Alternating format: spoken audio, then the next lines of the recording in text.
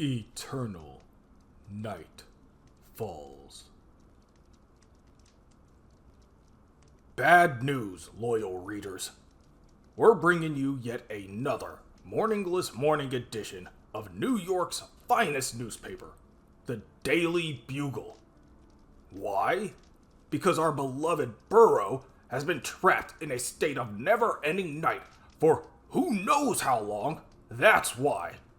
As publisher of this peerless periodical, it's up to me, J. Jonah Jameson, to provide you with all the info you need to know to navigate the perpetual pitch. So, here's the scoop. Our intrepid reporters still don't have a solid source willing to admit what caused Manhattan to become an empire of eternal night.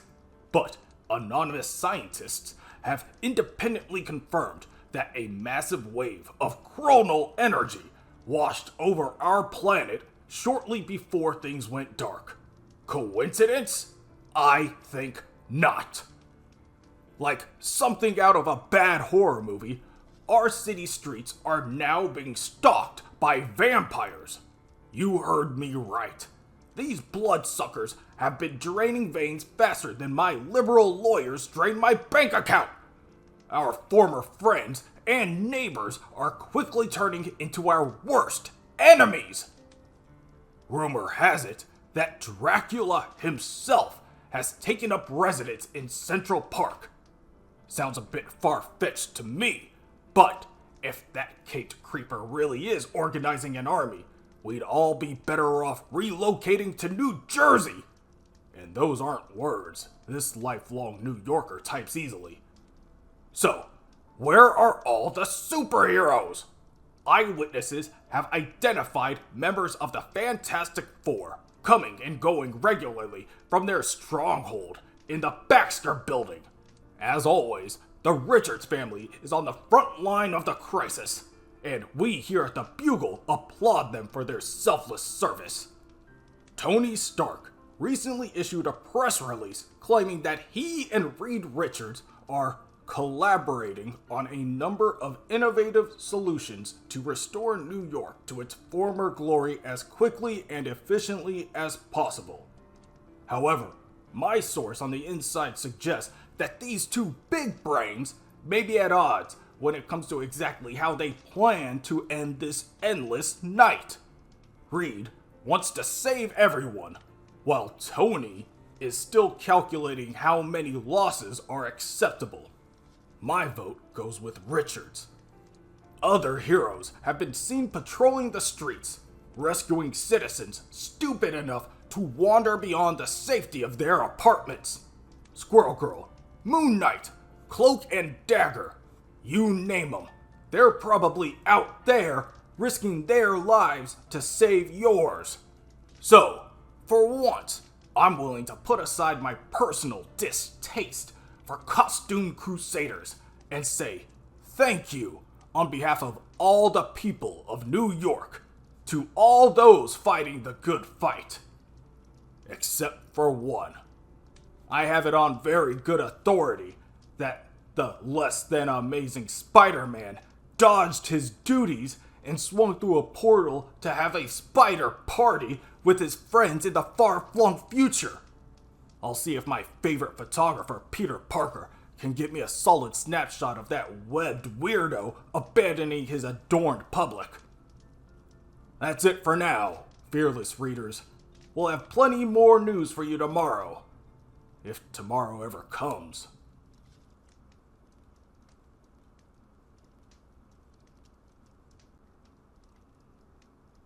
Welcome to the Baxter Building. I am a humanoid experimental robot. B-type, integrated electronics, but you may call me Herbie. I understand that you must have an urgent matter that requires immediate attention if you are willing to brave the streets of New York to seek out the Fantastic Four's assistance. Unfortunately, all our personnel are momentarily occupied, dealing with other crises. Dr. Reed Richards, designate Mr. Fantastic, is in his laboratory working on the prototype of a time stream reintegration device with the help of Tony Stark. Designate Iron Man. If the device functions as planned, it could theoretically undo the damage caused to the multiverse by the time stream entanglement. There is even hope it will break the curse that has locked New York City in a state of perpetual night. However, despite his ability to elongate his physical form, I fear Dr. Richards may be stretching himself too thin of late. Susan Richards, designate Invisible Woman, is currently on a reconnaissance mission in Central Park, seeking out information on the organizational structure of the vampire army that has invaded the island of Manhattan during this period of prolonged darkness. Her unparalleled stealth abilities have allowed her to gather critical intel on our new foes, putting her directly in the face of grave danger far more frequently than the rest of her family would like. Her brother, Jonathan Storm, designate Human Torch, is on a patrol with Spider-Man, identity classified, rescuing civilians who have fallen into peril and recruiting other heroes who have been yet to join our cause. Now that the sun no longer rises, Johnny's flames have made him the center of attention wherever he goes, exactly as he had always hoped to be. He has become a beacon of hope to many in these dark times, and a constant warning to any creature of the night who might dare oppose him. Benjamin Grimm, designate The Thing, is on a supply run in Lower Manhattan. His expert piloting skills have recently proven nearly as useful as his super strength and rock-hard skin. He has managed to single-handedly save hundreds of lives while retrieving vital equipment and valuable samples, including rare chronovium crystals, for Dr. Richards to analyze. With all members of the Fantastic Four indisposed, that leaves me to run daily operations here at the Baxter Building. While I wish to offer you support in the field, I am afraid that the few times I have ventured beyond these walls have not gone as smoothly as hoped.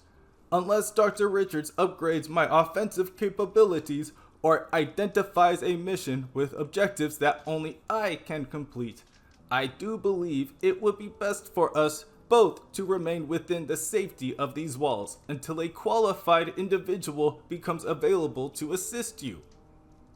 Thank you for your patience. Please take a seat in our lobby with the other civilians who have come to seek our aid. You are currently number 1961 on the wait list.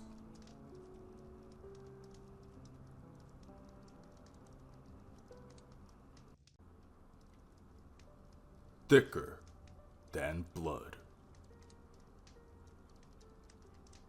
Tell me, why have you come here? You're a long way from Latveria. I have brought you a gift from one king to another, a tribute befitting the Lord of the Vampires. A gift from Victor Von Doom? Ha! Do you think me a fool? Another one of your era's pathetic supervillains whose loyalty can be purchased with mere baubles. I am Dracula. I have reigned supreme over the night for centuries. And with this crystal, perhaps that reign could become permanent, as could the night itself. Ah, now you have piqued my curiosity, Masked One. Do tell me more.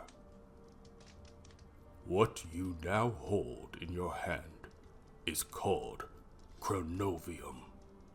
It was born from an experiment of mine that caused the very fabric of time and space to unravel and reweave itself in unexpected ways. As the chronal energy released in the process stabilized once again, it took this crystalline form. Shards of pure time Fascinating. Not as fascinating as what could be achieved with this gem by one such as yourself. I have studied both the scientific data and the ancient texts. If my theory is correct, a single drop of blood from an immortal being such as yourself could unlock the vast power held within this crystal. You could gain complete control over time in a limited area. Imagine a modern metropolis locked in a state of unending darkness, becoming a permanent feeding ground for your minions. An empire of eternal night, where you rule supreme. How lovely that would be, if it were true. But I have never been given reason to trust your words before, Doom. Why would I begin now? Because we both have much to gain from this arrangement. If you were to choose New York City as your new domain, your legion of followers would keep the so-called heroes who dwell there fully occupied. It would allow us both the freedom to pursue our greater goals. What greater goal is there than eternal night? An existence where your people can walk in the daylight without any fear of harm, and with the proper spell pulled from the pages of the Darkhold and enhanced by the power of this crystal. I believe that dream could become a reality. The Vampiric Verses. Indeed. I am not naive, Victor. There is something more you are not revealing to me. Doom never reveals all, but I promise you, on the soul of my mother, this is not an act of deception. What I have offered you will come to pass, should you choose it to. And all it takes is one drop of blood, you say? Just one drop. I do believe I can spare that much. After all, the streets of New York will be running red with it soon enough.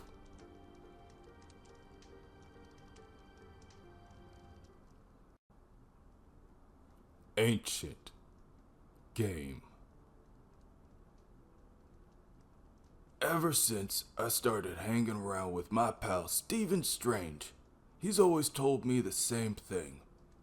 Bats, he says, being the Sorcerer Supreme of this dimension means that I do not have time for games. But I guess that was just something he made up to get out of playing fetch with yours truly. 'Cause apparently, when there's a high-stakes game to be played for the fate of all reality, the doctor's all in. See, a while back, we got paid a visit by another so-called doctor. Of what? I'm not really sure. This one calls himself Doom. He wanted to get his hands on one of the spell books in Strange's library, but this tome, a book of black magic called the Darkhold, was strictly off limits. Doom wasn't thrilled about that fact, and Stephen had a feeling that his fellow doctor was bound to come knocking again. Strange decided that the safest option would be to open a rift between realities and stash the Darkhold where no one would find it ever again. And this is where things get a little kooky, even for a ghost dog like me.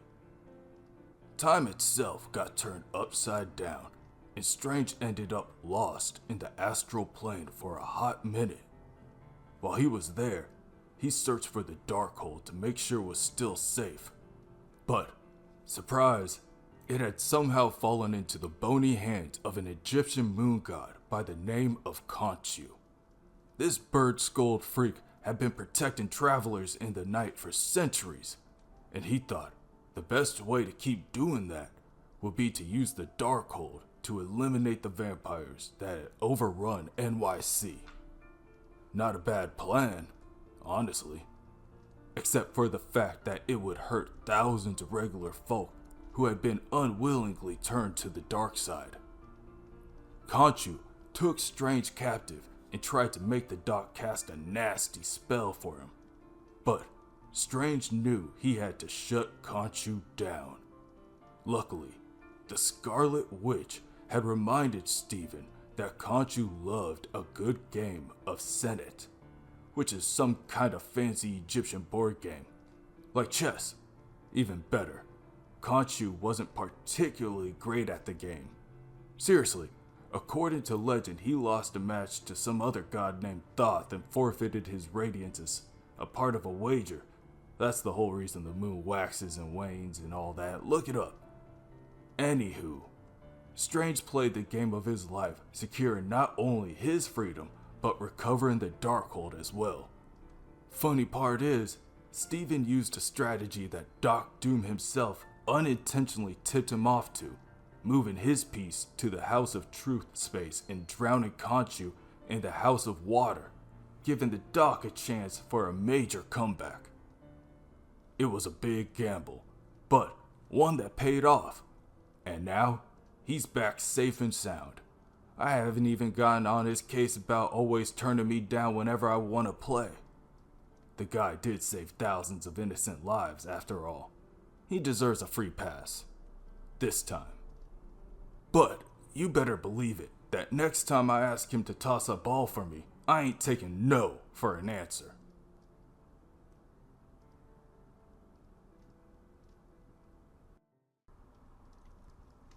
Midnight Missions.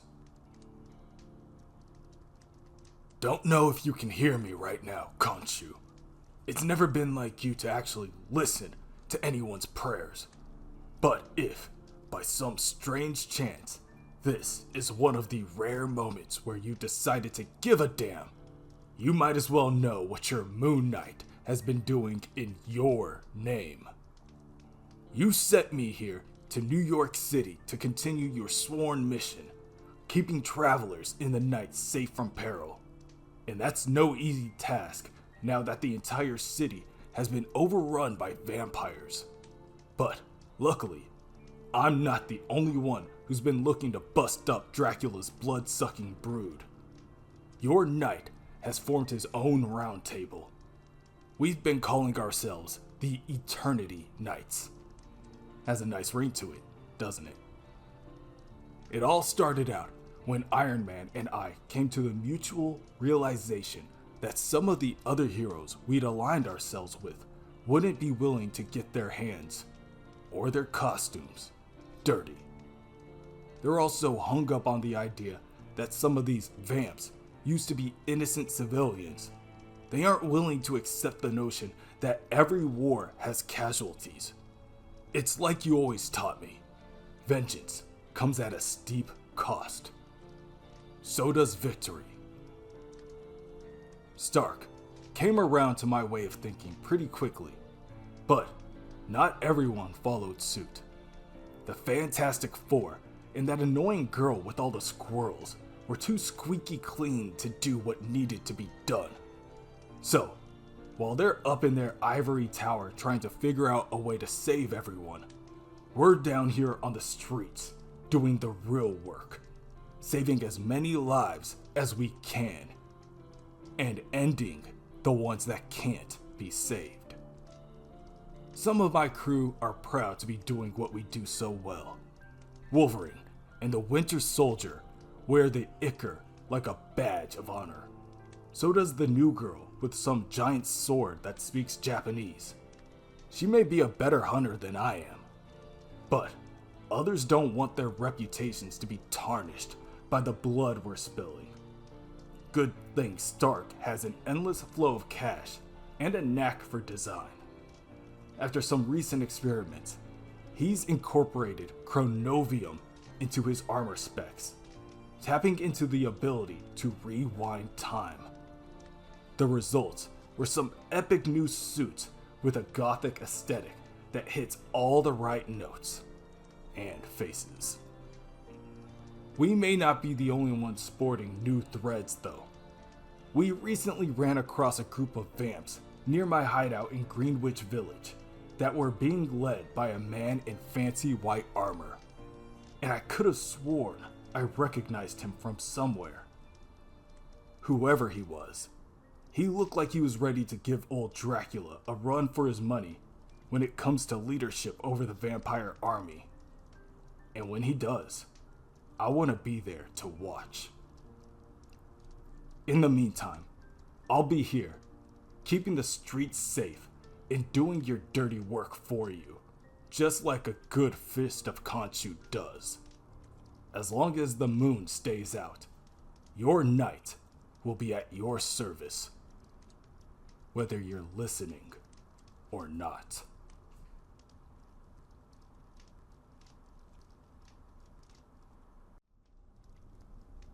Turning the pages. The Baxter Building. Reed Richards' laboratory. "We've done it, Reed," Dr. Strange exclaimed. "Almost all of the pages of the Darkhold are back in our hands once more. And, according to my calculations," Mr. Fantastic replied, "the chronal energy that's been grafted to them should be sufficient enough to get the time stream reintegration device running. All we need to do is extract the time essence from each page and..." "Not so fast, fellas." A voice unexpectedly interrupted over the Baxter Building's comm system. "Last I checked, the TRD was a joint effort, and Tony Stark has never been one to miss a product launch." "Tony?" Mr. Fantastic gasped. "We cannot let him stand in our way," Dr. Strange said.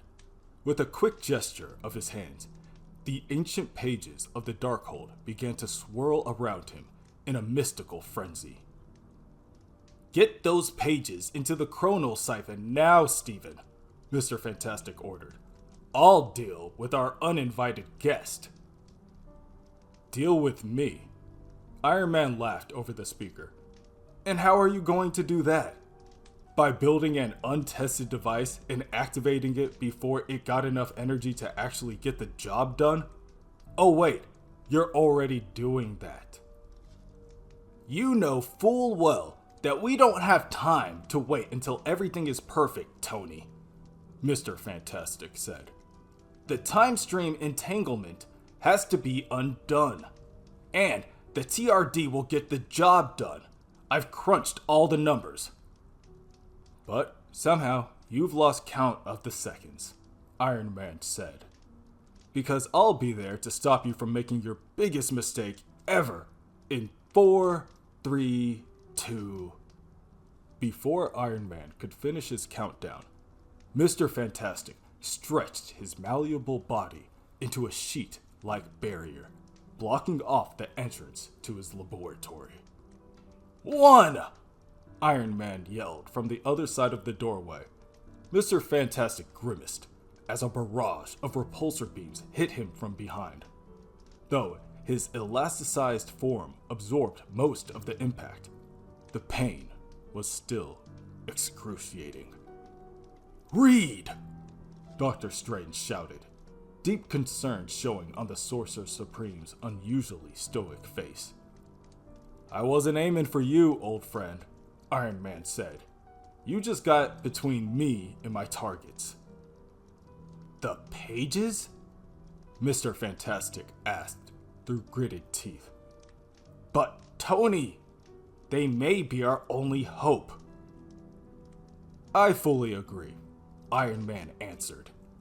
"But only if we have all of them, and Moon Knight tells me we're missing 2 of the most powerful spells in the book. The Montesi formula and the vampiric verses," Dr. Strange said knowingly. "Bingo," Iron Man replied. "Without those in the mix, the chance of the TRD failing increases beyond a margin of error I'm willing to accept. So tell me, Reed, are you still going to bet the fate of our universe and countless others on a device that isn't ready? Mr. Fantastic paused, then uttered a phrase that he couldn't recall leaving his lips in ages. I don't know.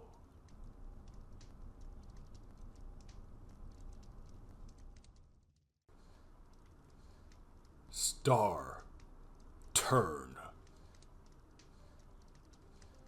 When I was younger, I always wanted to be a star. Whether it was the hottest actor in Hollywood or the fastest driver on the racing circuit, I had this nagging feeling that the name Johnny Storm was destined to be burned into people's minds forever. If I'd only known how right I was. When my sister's genius boyfriend, Reed, invited me to join him on a mission to space, I thought I'd found my ticket to fame. Johnny Storm, astronaut. Wasn't exactly the role I've been prepping for my whole life, but traveling the stars seemed like a logical first step to stardom. The sky was the limit. When we crashed back to Earth, we had new cosmic powers that turned us from a group of explorers into a team of superheroes. People on the streets called me the Human Torch whenever I flamed on. But underneath the sheath of burning hot plasma, I was still good old Johnny Storm. And it was finally my time to shine. Being a member of the Fantastic Four skyrocketed me to celebrity status. I made the front page of the Daily Bugle at least once a week, and the gossip page at least 3 times. I nabbed a bunch of lucrative product endorsements, and I amassed a following of diehard fans who hung on my every move. It was everything I ever wanted when I was a kid. But I've started to think that maybe that's not enough. See, between commercial shoots and nightclub openings, my day job has always been saving the world. And I'm not gonna lie, I'm really good at it. Or at least I was, until Dracula somehow cursed New York City and trapped it in constant darkness. The city's heroes have been fighting vampires, and each other. And we've tried to find a solution, but nothing seems to be working. And frankly, I'm feeling a bit burnt out. But there still may be hope. While Reed tinkers with some sort of timeline-fixing doohickey, my big sis Sue is taking the battle straight to its source. She found a way into Dracula's castle, and she's planning to lead a squad into there to finish the fight. But she's gonna need a major distraction to pull it off. Good thing her baby brother has never been one to pass up on some extra attention. If I push my powers to their limits, I can go supernova and buy Sue and her crew the time they need. And since I'll essentially become a mini sun for a hot second, I'll wipe out a ton of vampires in the process. Boy, do those jerks hate the sun. Yeah, I know the risks. At best, I'm gonna lose consciousness. At worst, well, let's just hope the Bugle writes me a good obituary. And it better be on the front page, above the fold. Because if Johnny Storm goes down, it's going to be as the star he was always meant to be.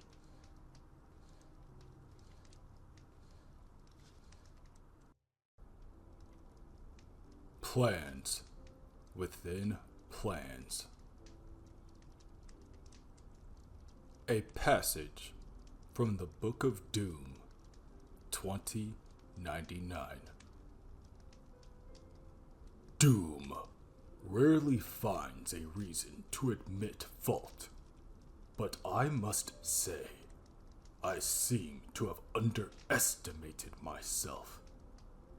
When that bothersome past version of me, the one from decades ago whose foolish meddling fractured the time stream, gave a powerful shard of chronovium to the Lord of Vampires as a part of a ploy to shroud New York City in darkness.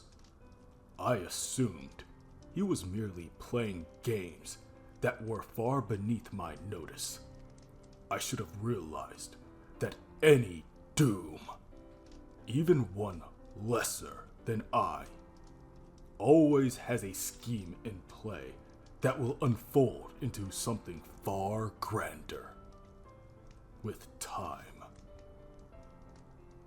Despite his initial reservations, Dracula convinced himself that the Doom of his era was an ally to his cause, having provided him with the means to locate a missing page of the Darkhold containing the vampiric verses. With that incantation, Dracula believed he would be able to raise an infinite army of the undead that would spread across the universe and feast until the end of days. Though Dracula knew in his black heart that Doom could not be trusted, he looked past his trepidations to achieve his goals. It was an error in judgment that would prove fatal. Doom had deceived Dracula from the very start. My past self did indeed want Dracula to locate the vampiric verses, but not so that the Vampire King could create more children of the night. Instead, Doom wished to tap into the very essence of the immortality bestowed upon vampire kind through this arcane rite. By funneling that time-defying magic into the Chronovium, Doom believed he could create an even stronger form of the crystal, pure blood Chronovium.